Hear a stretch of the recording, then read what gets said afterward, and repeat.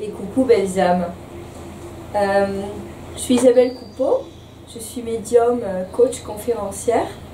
Je suis en train d'écrire mes premiers ouvrages. Aujourd'hui, j'avais envie de vous partager mes récits médiumniques dans les échanges que j'ai avec vous sur les réseaux sociaux et dans les conférences. Vous êtes très nombreux à me demander de vous raconter. Alors, j'ai décidé de faire des nouvelles petites chaînes, nouvelles séquences dans ma chaîne YouTube où vous allez pouvoir écouter mes récits médiumniques et mes expériences que j'ai vécues depuis mon plus jeune âge.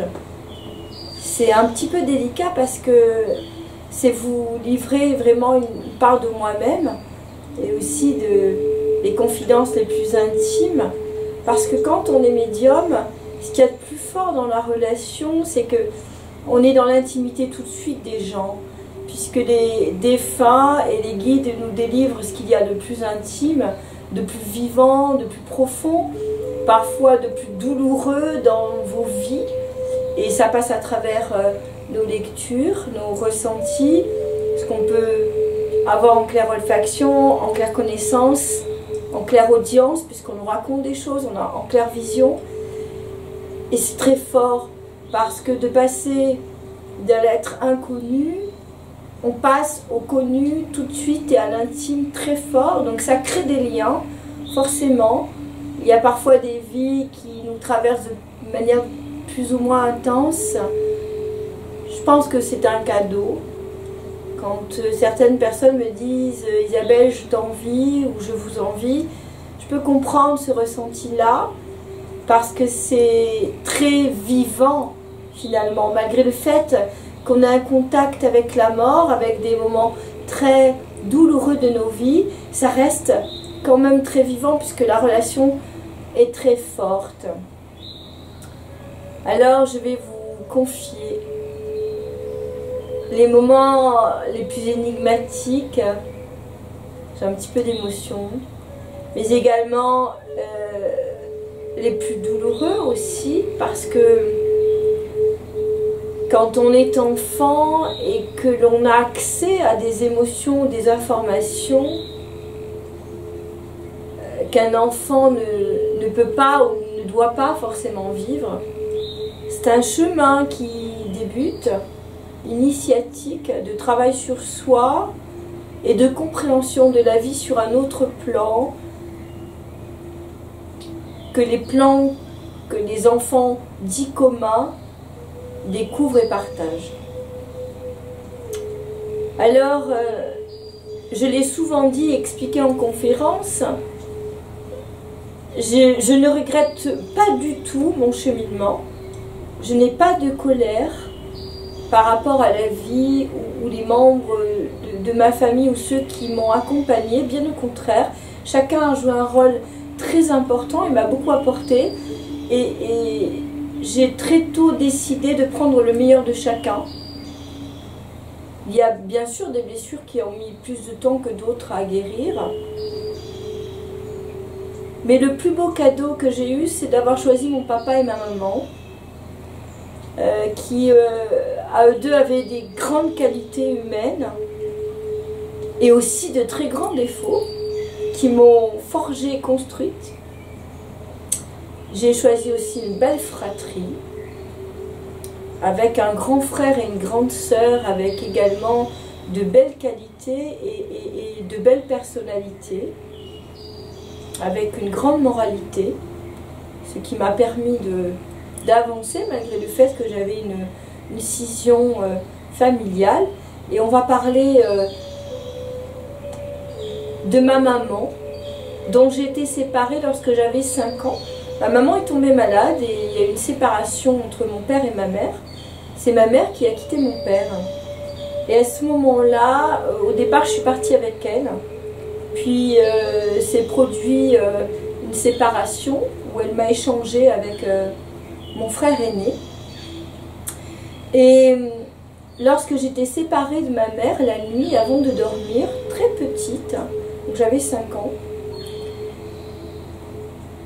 j'avais une communication télépathique avec elle. Je savais à quel moment elle pensait, elle priait et ce qu'elle vivait.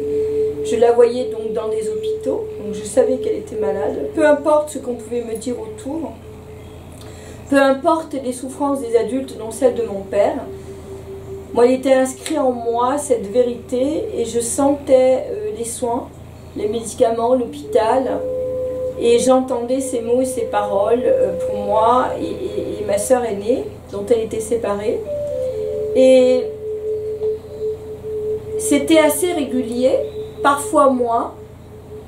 Du coup, dans cette souffrance que je vivais de séparation affective, j'avais ce plan intuitif et télépathique qui me permettait de dépasser un petit peu comme une traversée de mer quand on est sur la mer, mais qu'on est finalement sur un énorme paquebot, ça bouge, mais finalement on se sent quand même en sécurité. Donc j'avais ce ressenti profond de traverser quelque chose de douloureux, j'en étais consciente, mais j'avais ces mots, ces prières, ces mots d'amour que je ressentais. Je sentais également l'émotion de ma mère qui m'enveloppait et qui me permettait d'être quelque part un petit peu détachée. Alors au niveau de la personnalité, ça donnait quand même parfois quelqu'un d'un peu arrogante. J'étais vis-à-vis de mes camarades un petit peu au-dessus, ce que j'ai appris après à déposer pour partager, être en lien avec les autres. Mais au départ, déjà parce que je souffrais, que je ne voulais pas qu'on voit que je souffre, et je ne voulais pas non plus qu'on voit que j'avais ces capacités-là. J'étais consciente que j'avais ces capacités-là. Donc, sans avoir eu finalement cette séparation affective avec cette maman, je n'aurais peut-être pas développé ces qualités médiumniques. Ça, je pense que c'est la première signature de ma vie, de mon âme, d'avoir choisi cette maman qui m'a apporté à développer cela. Il y a eu une autre expérience, j'étais un petit peu plus grande. J'avais 13 ans et un soir, je regardais la télé, un film. Donc mon père s'étant remarié, donc je dis mes parents sont sortis. Et je regardais ce film et ma belle-mère avait perdu son papa. Et j'ai senti la présence d'un homme et j'ai entendu un prénom.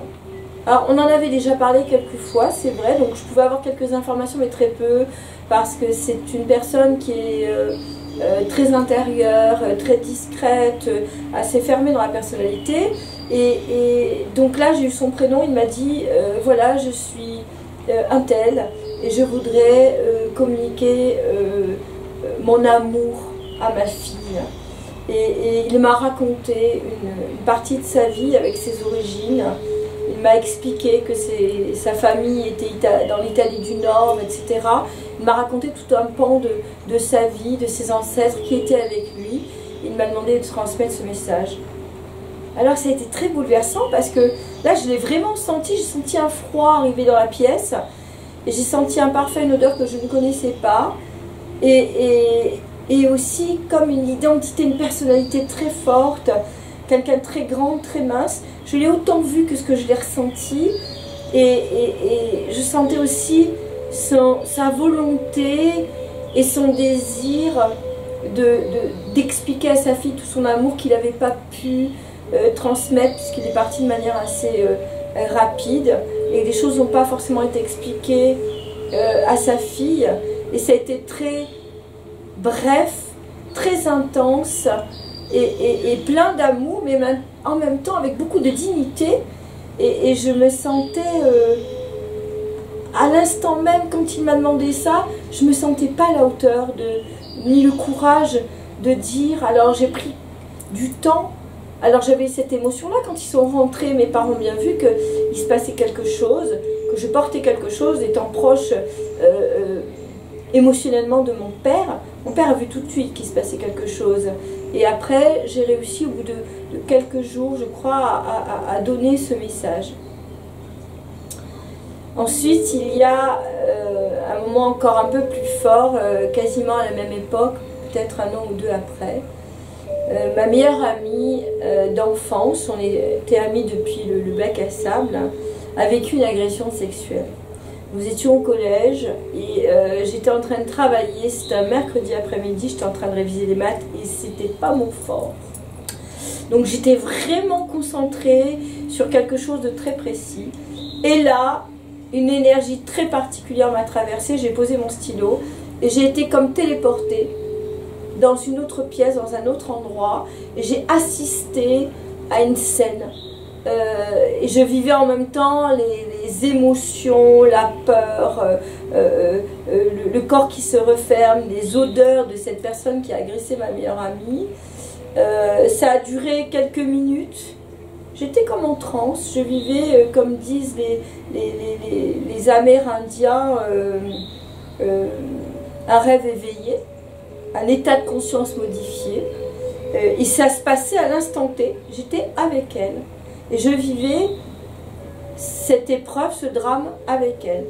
Donc j'ai posé ensuite mon stylo, j'ai appelé mon père, et je lui ai demandé de m'amener parce que j'essayais d'appeler chez elle, ça ne répondait pas. Et c'est seulement le lendemain qu'on a eu des nouvelles et qu'on a su, que j'ai su par l'intermédiaire d'une autre amie, qui avait un papa médecin qui avait recueilli donc ma meilleure amie et qui m'a expliqué ce qui s'était passé. Et quand on s'est retrouvés et qu'elle m'a expliqué ce qui s'était passé, c'était vraiment mot à mot le même vécu, la même expérience. À l'instant T, ça n'était ni passé, ni futur, mais simplement le présent. Et notre relation émotionnelle était tellement forte que nous avons été connectés, mon âme a été appelée à la soutenir dans ce moment-là. Alors, ça n'était pas mon épreuve, j'étais énormément protégée par mes parents et mon père, ma famille. J'ai beaucoup parlé, déposé, j'ai été accompagnée également, donc j'ai évacué assez vite. Et puis j'avais bien compris que ce n'était pas mon histoire et que j'étais venue simplement l'aider à traverser cette épreuve. Donc voilà pour mes récits médiumniques. Alors les gens m'ont souvent demandé, mais Isabelle, comment vous faites pour évacuer? Alors forcément, j'ai développé des techniques énergétiques pour libérer ces émotions lourdes et puis ces émotions qui me traversent, mais également du sport. Le sport aide beaucoup à l'élimination des toxines et des émotions. La méditation, une bonne alimentation, c'est important d'avoir une bonne alimentation. Et puis des pensées positives, les mantras, j'adore les mantras, les bonnes lectures, et d'avoir une vie aussi de partage avec des gens qu'on aime, et d'être entouré, de ne pas être justement tout le temps dans cet univers qui est en contact avec l'au-delà et la mort. Voilà pour mon premier livre, mon premier chapitre, mon premier épisode de Il était une fois la vie d'une médium. Voilà. Prenez soin de vous, belles âmes, et je vous dis à très bientôt. Namasté.